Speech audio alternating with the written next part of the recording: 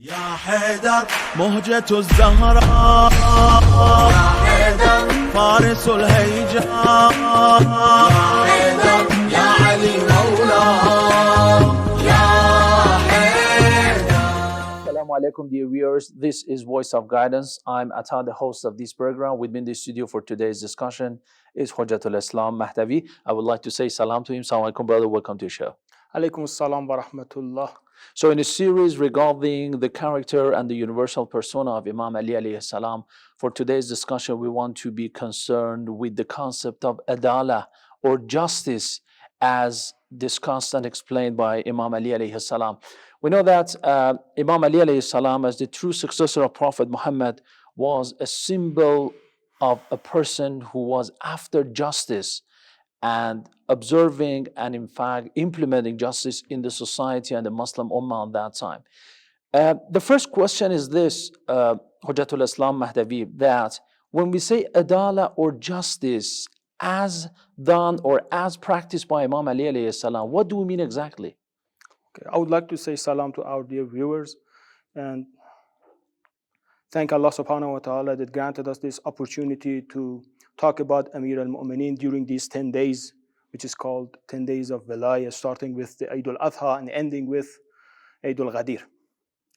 With respect to the question that you raised, actually it's really difficult to talk about the justice of Amir al-Mu'mineen. It's like a big ocean and we are trying to dive into such ocean.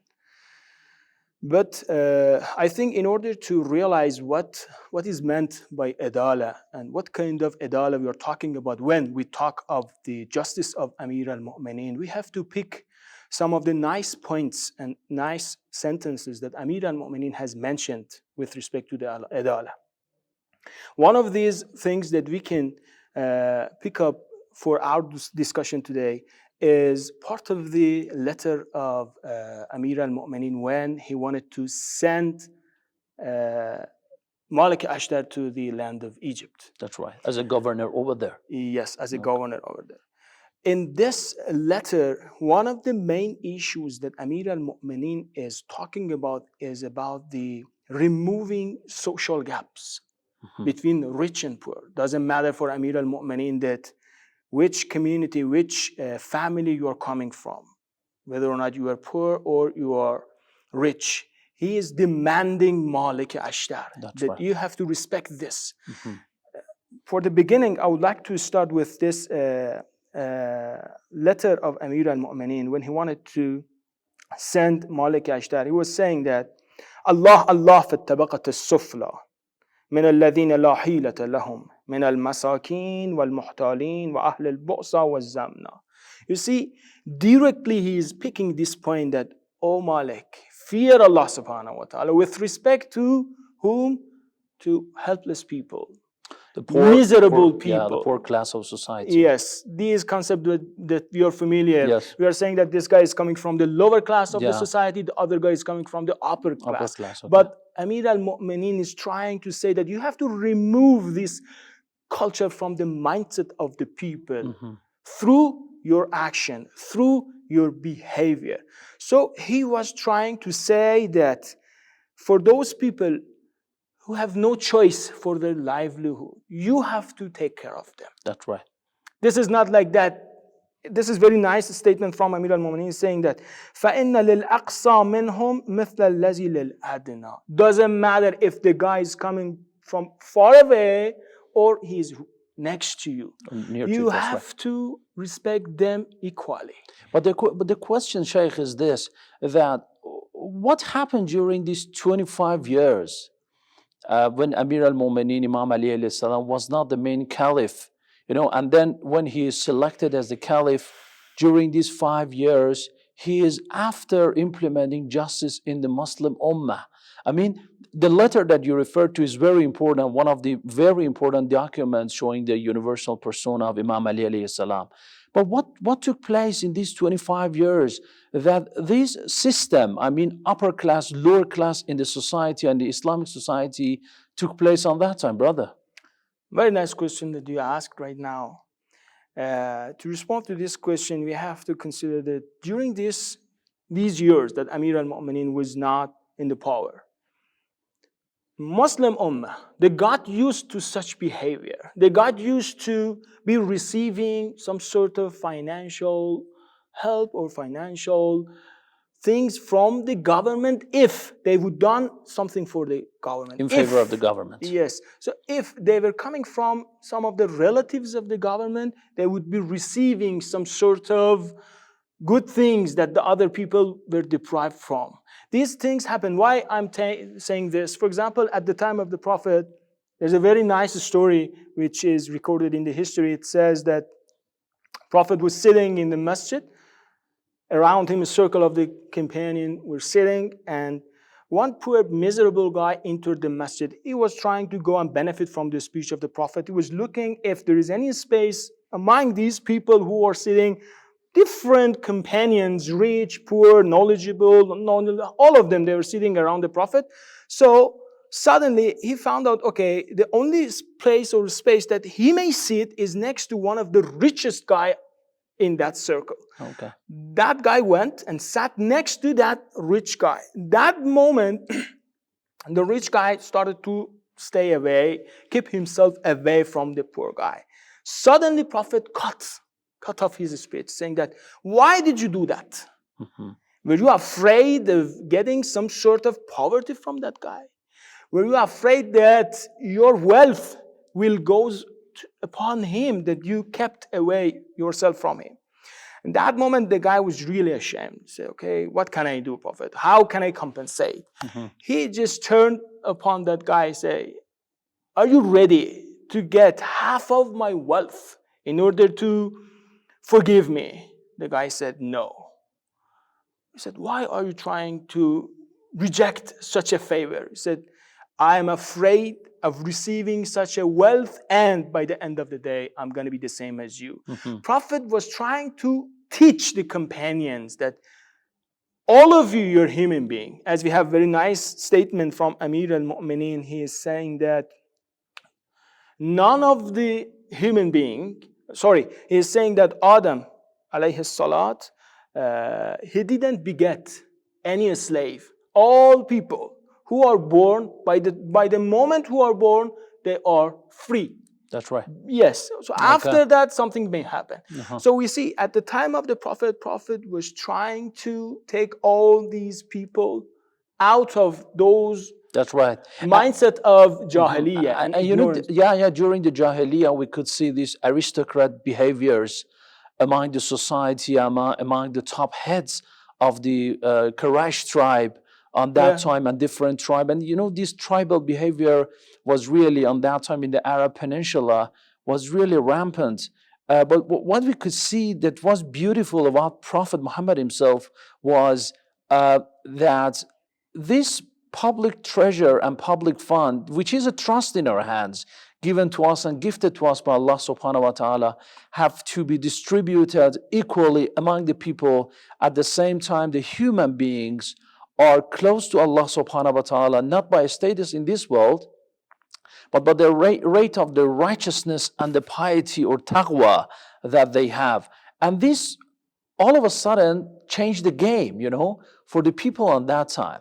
But you know, we know that the absolute right of Imam Ali alayhi salam was neglected for 25 years. As you said, the society was changed. This upper lower social class was getting back into the Jahiliyyah period. And Imam Ali alayhi salam is now over there in the power in order to revive such Islamic behaviors, which people are day and day away. And this is how the rulers are ruling over the society. You know, even nowadays we could see around the world this gap that exists between the people here and there in different parts of the society.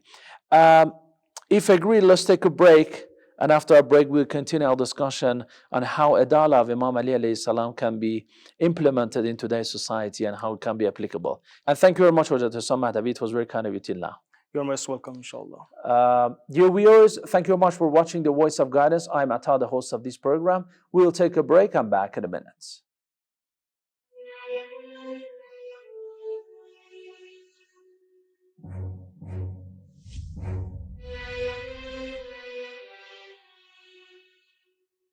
In the month of Dhul Qa'dah, the Prophet, peace be upon him, announced he was going to Mecca to perform a final pilgrimage, the Hajj. This is known in Islamic history as the farewell Hajj. As the Prophet got ready to leave Medina for Mecca, thousands of Muslims from all over Arabia joined him, many waiting outside Medina to join him halfway. This was also going to be an opportunity for the Prophet, peace be upon him, to demonstrate the practices of Hajj and to do away with any undesirable practices from the days of ignorance. When the ceremonies of Hajj were over, the Prophet departed from Mecca, heading back to Medina. When he reached Ghadir Khum, the pond of Khum, the angel Jibreel revealed the following verse: O Messenger, communicate that which has been sent down to you from your Lord, and if you do not, you will not have conveyed his message, and Allah shall protect you from the people. Indeed, Allah does not guide the coverers of the truth. According to some narrators, around 120,000 Muslims gathered at Ghadir Khum, and it was around noontime and extremely hot. The Prophet then gave a sermon in which he praised and glorified Allah. بسم الله الرحمن الرحيم والحمد لله رب العالمين أدعوكم جميعا إلى تقوى الله. To ensure they would never be left alone and to give them hope to continue on the path of Islam, the Prophet, peace be upon him, told the people, ألا أدلكم على ما إن تمسكتم به لن تضلوا بعدي أبدا أيها الناس إني تارك فيكم وديعتين قيمتين وثقيلتين إحداهما القرآن والأخرى أهل البيت. Then the Prophet brought Imam Ali alayhi salam in front of him and then raised the arm of Imam Ali high and declared, الله مولاي وأنا مولى المؤمنين ألا من كنت مولاه فهذا علي مولاه اللهم وال من والاه وعاد من عاداه. When the sermon of the Prophet came to an end, the angel Jibreel revealed the following verse: Today I have perfected your religion for you, and I have completed my blessing upon you, and I have approved Islam as your religion. People then lined up to congratulate Imam Ali alayhi salam for his appointment as the successor of the Prophet, peace be upon him. The day of Ghadir is one of the most important events in the Islamic history, and to this day, the Shia of Imam Ali alayhi salam throughout the world joyfully celebrate this event on the 18th of Dhul Hijjah as Eid al-Ghadir. اللهم أحب من أحب عليا وعاد من عداه وانصر من نصره واخذل من خذله. Welcome back, dear viewers. This is Voice of Guidance, a special program on the universal persona of Imam Ali alayhi salam. I'm Atta, the host of this program. With me in the studio, we have Hujjatul Islam Mahdavi. Okay, Hujjatul Islam Mahdavi, when we are talking about the concept of justice as was practiced by Imam Ali alayhi salam, we could see that there was a social gap between the classes of the society on that time, between the poor and the, we can say, the rich. But the main question is that, for sure, Imam Ali alayhi salam had a very difficult task because the people get used to such a behavior in the society, and all of a sudden Imam Ali alayhi salam comes to change the game, to choose the governors who are with the same as the people are, the poor people, or maybe. But the question is this. Now, when you are talking about choosing a governor or a ruler for a specific land, and your criteria becomes that person being the same as the others, isn't it limiting our options in terms of the power for the ruler or the governor? And Imam Ali alayhi salam was doing this. I mean, doesn't it need any expertise? And being just from the same nature of the people is enough for that? This is a really big question that is posed by some of the people who maybe criticize the kind of justice that was going to be implemented by Amir al-Mu'minin on that time. What's your answer to that, brother? That is also a very nice question, because even if we read and study the history, we see by the time of the Amir al-Mu'minin, when he came to the power, when he wanted to he himself, right now we're talking about Amir al-Mu'minin himself, not to appointing different rulers for different places of the Islamic territory. He himself, he was facing somebody like Muawiyah in the land of Sham. So, like the other places that he wanted to appoint the new ruler for that place, Amir al-Mu'minin wanted to change Muawiyah with his man. Many people rush to Amir al-Mu'minin saying that if you want to practice justice, pure justice, meaning no difference between Muawiyah or other people who are the other rulers of our lands. Ruler. That's if right. you want to practice such a justice, you are going to fail. Because Muawiyah is not the same as others. So you have to give him some favors. Then in response, he will pay back your favors, and then you can have your government as a stable government. Then you can do whatever you wish with somebody like Muawiyah. So before we go to Amir al-Mu'minin saying that how Amir al-Mu'minin would prescribe such kind of manual for his ruler, let's look at the Amir al-Mu'minin himself. He was practicing pure justice. He said, okay, Muawiyah is Muawiyah. Even one moment, even one day, I'm not going to let Muawiyah to stay in power. So he has to give up. That's right. And that's why you see that many people rush to Amir al-Mu'minin saying that, why are you doing this? Okay. This is Muawiyah. He's got a kind of back of all people of the Sham. He said, for me, if the guy is not just, if the guy is not faithful, he does not deserve to stay in power even 1 second. That's right. Different wars took place on that time between the army of Muawiyah and Imam Ali alayhi salam. And I think these wars were really showing us that Imam Ali alayhi salam was after implementing justice. Pure justice. Without doing any kind of justification. Yes. Without considering that since this guy is Talha and the other guys is Zubair, they are coming to me, because many people recommended on Talha Zubair, saying that since they were in the first line coming and giving allegiance to you, it's better to pay back their favor. But Amir al-Mu'minin, let's see. Let me consider, and then I'm going to whether or not choose them as a rulers. Yes. For Imam Ali, he himself, the only thing that would matter for Amir al-Mu'minin was pure justice. That's for him, right. it wouldn't matter if the guy is going to wage a war against him. He would practice justice no matter what. And actually, he suffered. It's a very nice statement. Yes. It is quoted in Bahar Anwal from Sheikh Bahai, saying that Amir al-Mu'minin lost the back of Arab because of implementation of justice. And specifically with respect to financial issues.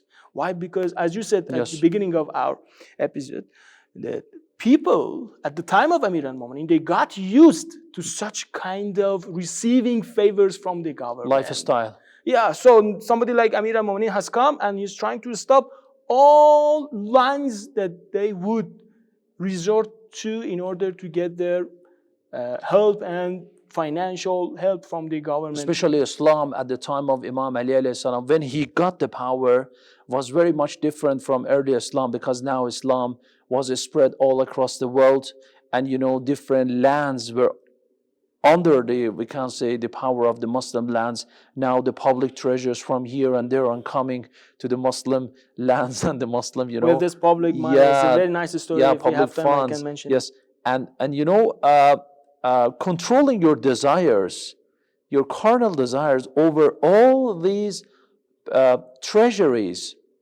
that are coming from here and there is a really difficult task, because you have the power, you have the sword, you have now control over different lands out of your own country, out of your own borders, and then you're gonna practice justice. It makes it very much difficult. It makes it very much difficult. And Imam Ali alayhi salam, I think in his mind, he had this map of the world of Islam, that if we're gonna spread Islam in the true sense of the word, first of all, we have to emphasize on the concept of adala and justice. And through justice, the people will accept it more beautifully rather than power or sword or bloodshed or something like that. And he was really an epitome of justice. Very difficult task on that time. So, any other story or event which you can give us showing the justice of Imam Ali on that I don't know, time? maybe this is the last story that I might be mentioning in Very our good. discussion for today. As you mentioned, that it's really hard to go against their carnal desires when it comes to justice, Yes. and when it comes to financial issues. They have a very nice story by the time of Amir al-Mu'mineen. At the time of distributing the public treasury and Baytul Mal among all believers of Medina. By that time, one of the Ansar and his slave, actually the ex-slave of that guy, that was freed one day before distribution of Baytul Mal. They together went to Amir al-Mu'mineen. First, the slave, the ex-slave of that Ansari, went to Amir al-Mu'mineen and received 3 dirham.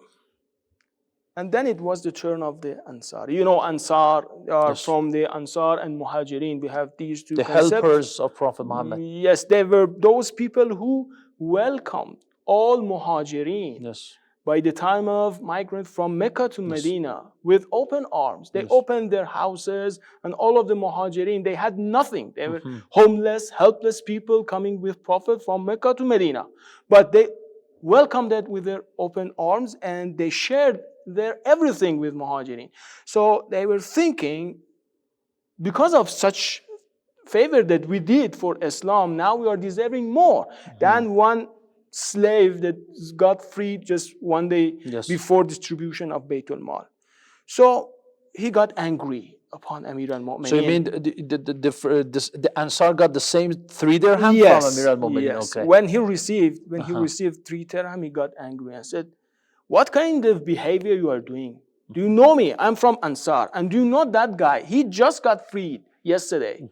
Amir al-Mu'mineen said, "For me, it doesn't matter whether or not you are free or a slave. I am the commander of faithful. I have to equally distribute Baytul Mal among all of you." This is what we are emphasizing as a kind of action and behavior that Imam Ali was practicing in order to remove social gap. So for that slave, he would look at this treatment of Amir al-Mu'mineen and say, "Okay, you see, I have the same dignity as that guy from Ansar tribe has." So if, for example, in our day and age, we see such behavior in our government, what would happen for people who are living far away from the capital? Yes. If they see such a behavior, They will trust. They will trust the state. They will trust. It's, okay, this state is following Amir al-Mu'mineen exactly. Okay. Why? Because there is no social inequality. It's all equality and justice among all of the people with respect to Baytul Mal. Very good. Very good, brother. Hujjatul Islam Mahdavi, it was very kind of you. And for sure, we need such behaviors in today's world, in the 21st century, where, wow, you could see all the destitutes all around the world, regardless of being in the eastern part of the world or the western part of the world. You could see the poor, the destitute on the streets, and the volunteers that are helping them. But these role models like Imam Ali alayhi salam, like Ahlulbayt, like Prophet Muhammad, they can help us for sure in order to implement justice even in today's world. Although they are belonging to 14th century ago, but I think they are still applicable in today's world. They must be studied. Their lifestyle must be studied. We must study them. Spread among people. Something which is neglected. Thank you very much, Hujjatul Islam Mahdavi, for your presence in the program Voice of Guidance. It was very kind of you. And thank you very much, dear viewers, for watching us on the Voice of Guidance. I'm Atta, the host of this program. Till another episode, God bless you all. Fi aman Allah.